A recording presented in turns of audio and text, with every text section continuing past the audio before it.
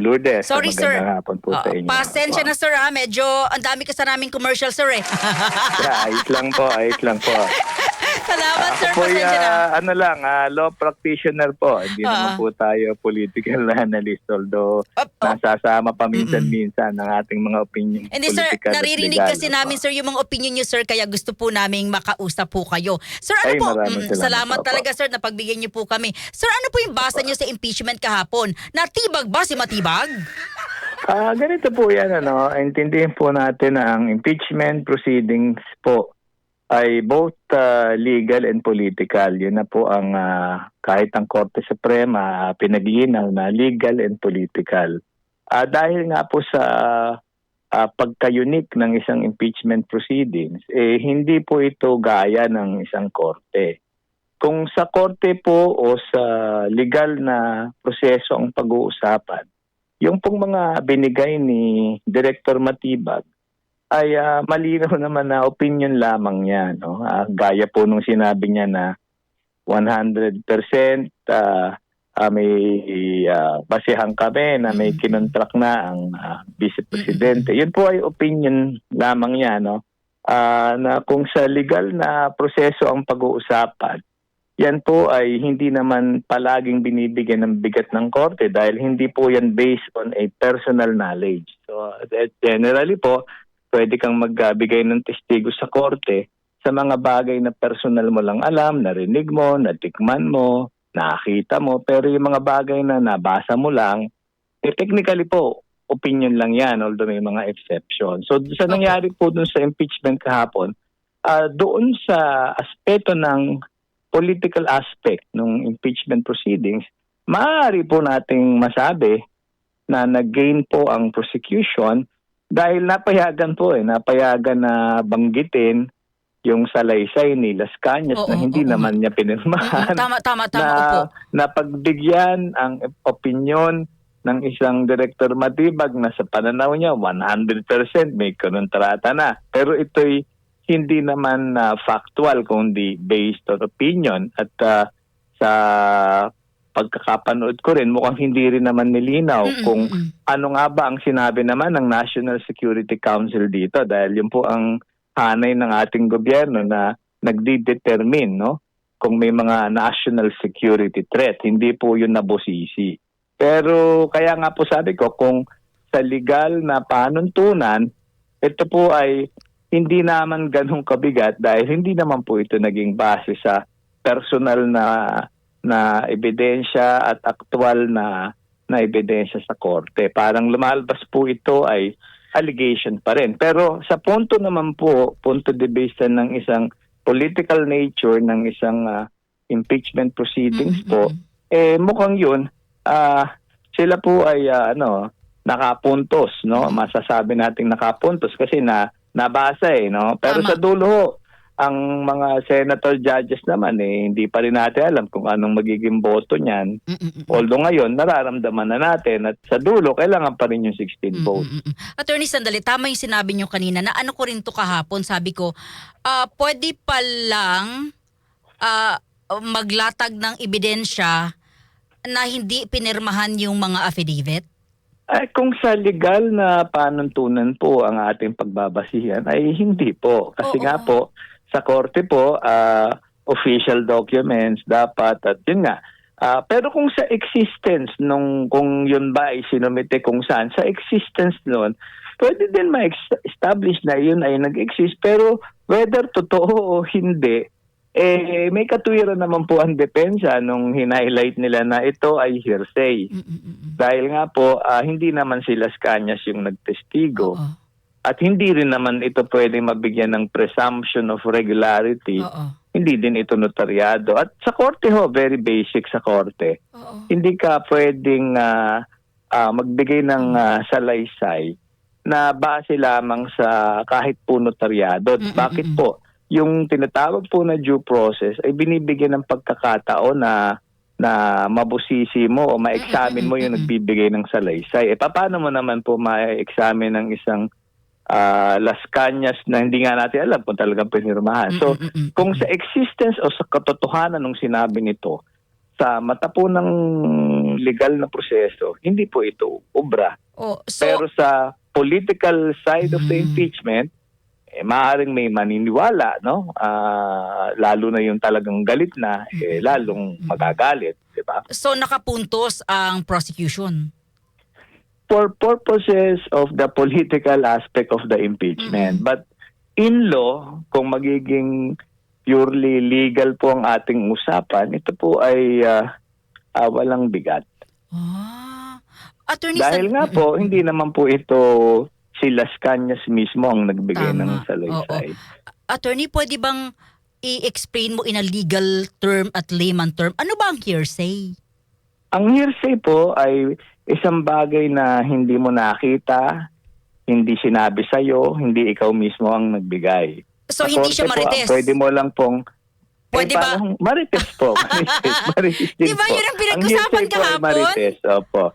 Opo, kaya nga po pinilit siguro nilang i-contextualize na para maintindihan ng mga nakikinig na ang mga bagay na hindi naman ang mga ebidensya na hindi naman base sa narinig, nakita, natikman, naramdaman, hindi based on personal knowledge, ito po ay hearsay. Pero may mga hearsay po na tinatanggap ng korte, no? Kagaya po nung halimbawa yung tinatawag nating res geste, no? Halimbawa sa isang punto na nagkaroon ng startling occurrence, ba pinatay ka tapos sinabi mo si Pedro ang at o si Juan ang pumatay sa akin. Yung testimonya na yun kung maaari din maging maging exception sa hearsay. O kaya you're testifying on official documents, kung ito ay official na mga dokumento,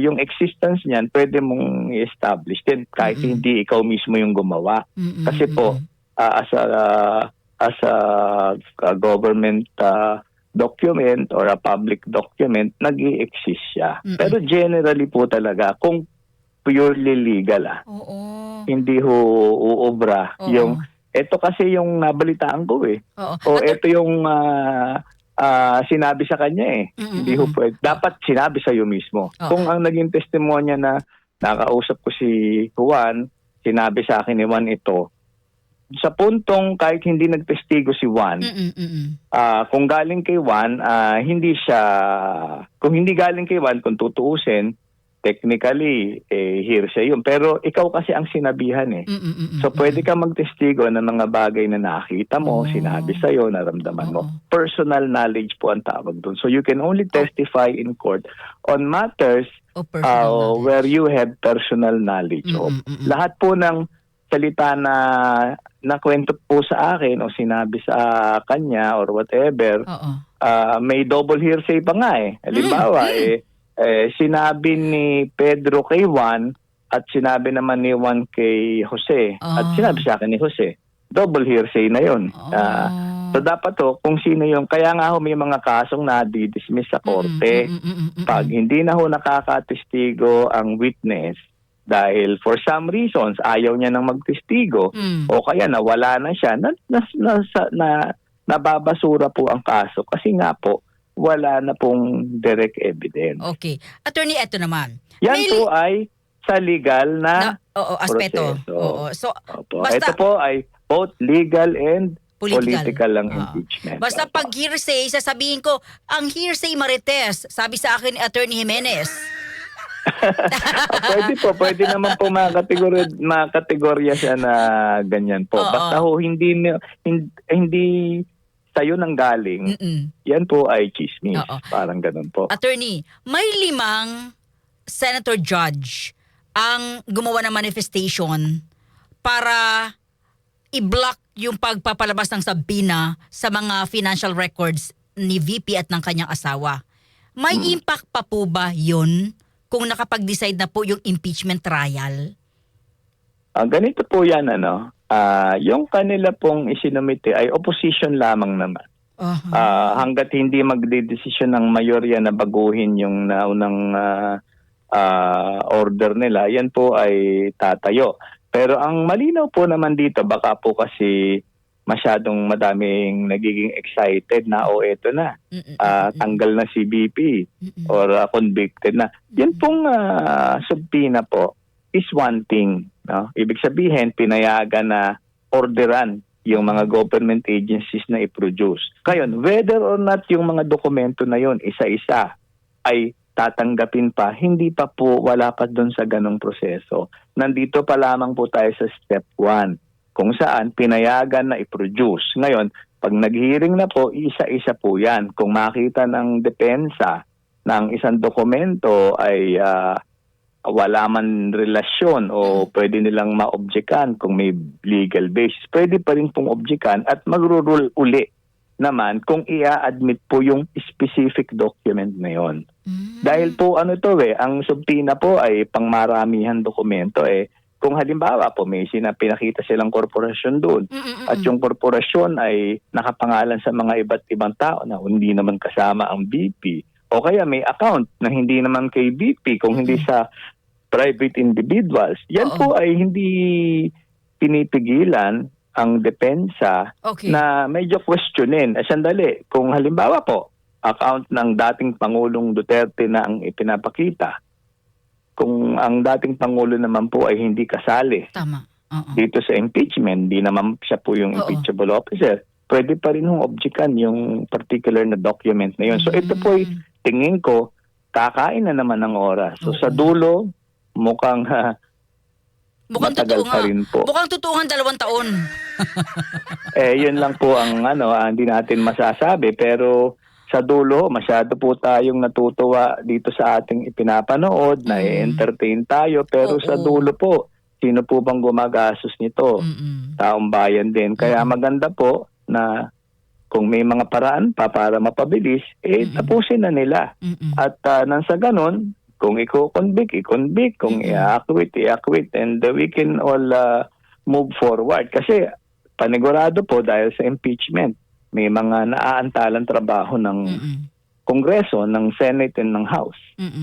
Na mas importante pa rin maliban sa impeachment. Okay, Attorney, ito sabi ko kanina, i-correct niyo po ako, sabi ko kanina, kung magnanakaw ka sa gobyerno, lakihan mo na, tapos magte-testify ka lang as star witness. Meron pang isa, pwede ka magtago ng nakaw mo or kung may pera ka sa dollar account. Talaga bang hindi pwedeng buksan yung dollar account?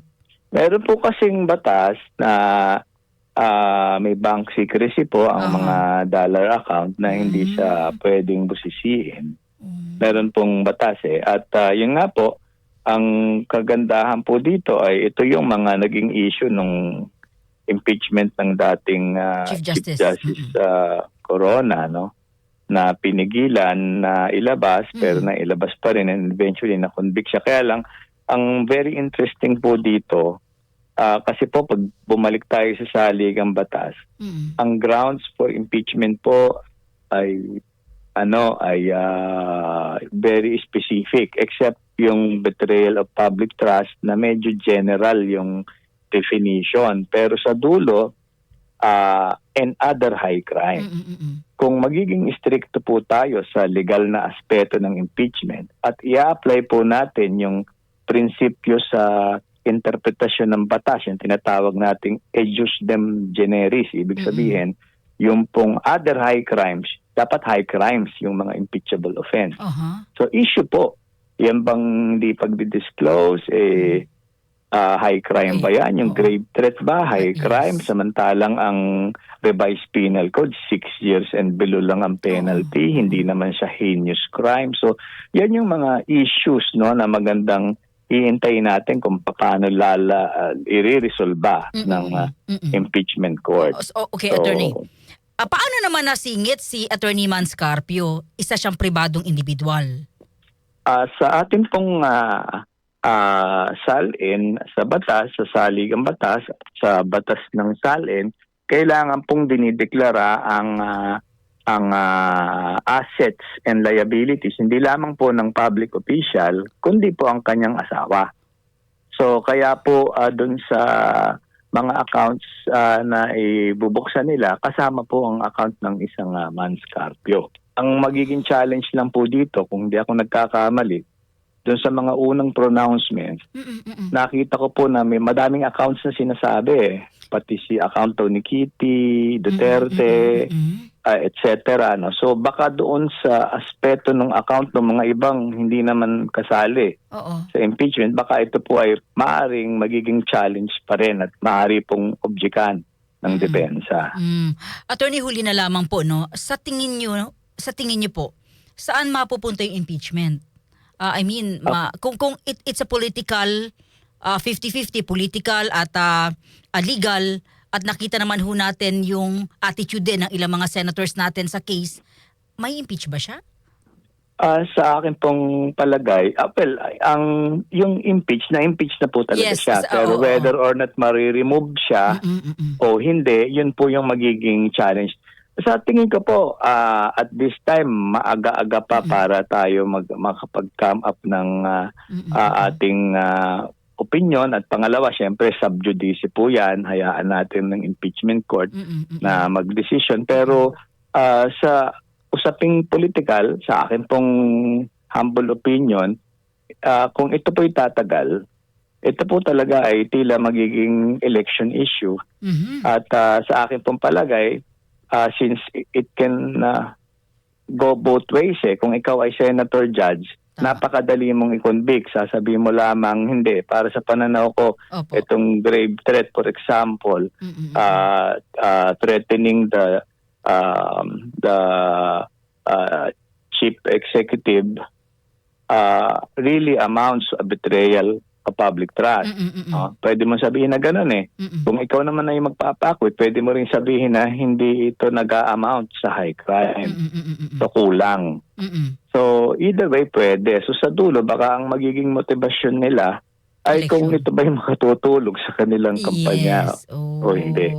Oo nga, yun kasi po. Pero naway, maging basehan po nila ang batas pa rin at kung ano ang tama. Okay. Attorney, maraming salamat sa inyong oras. Maraming salamat. Sana ho, lagi ho namin kayo makasama. Thank you, sir. Thank you. Pasalamat po sa pagtangkilik ng The Pinoy Street Lawyer official page. Ay, salamat po. Salamat. Pinoy Street Lawyer. Si attorney ang ang bihawak ng page, no? Ano po yun, more than 15 years, more or less na po yun, na bago pa lang ang Facebook, ay naisipan ko nang mag-share po ng mga komplikadong paliwanag, simpleng paliwanag sa mga komplikadong batas. At naiimbitahan po tayo both sa mainstream and sa iba-ibang platform po para makapagbigay ng ating saloobin sa mga nangyayari sa pero ano po yung ano po yung pinakapunto ng Pinoy Street Lawyer? Like nagbibigay kayo ng mga legal advices ba? Opo. In some cases may mga nung araw po na hindi wala pang TikTok and all, may mga nagme-message at nagtatanong sa mga marginalized. That's my way of giving back po. Dahil nung ako po yung naging abogado, nakita ko po na sadyang big blessing na malaman mo ang batas at gusto ko po na yung mga ibang walang pagkakataong maintindihan maintindihan. Paano ho ba kayo makakontak? Paano kayo pwedeng makausap? Doon po sa aking page, The Pinoy Street Lawyer, pwede po niyong i-follow. Minsan sinasagot ko pagka weekend. So although ako po kasi ay primarily ako po ay law practitioner din po, kagaya po ngayon, nasa korte po ako as we speak habang wala pa naman po si Judge. Yun po. So ako po ganun lang po, simpleng trabaho at nagtuturo din po tayo at wellness advocate din po tayo at ano rin po tayo, meron po tayong libro on male violence. No? Isa po tayong advocate din po ng anumang form of abuses. Laban man sa babae, o lalaki, sa bata o lalaki. Yung salamat. totoong mga biktima po hindi yung kunwaring biktima lamang. Maraming idudulog sa iyo rito, attorney kasi may mga masama ang kanila mga puso. Ano lang self-care ang pinaka-importante. Yun po, ako po yung advocate din ng self-care at isa po akong siklista. Nagbibisikleta po ako. Very good. Attorney, maraming salamat sa oras Sana salamat lagi namin kayo maging panauhin. Thank you. Walang anuman po. Salamat po at Yan po. Salamat si Attorney Danielito DJ Jimenez, isang political analyst at siya po yung nasa likod ng Pinoy Street Lawyer. Hanapin po yan sa social media, ang Pinoy Street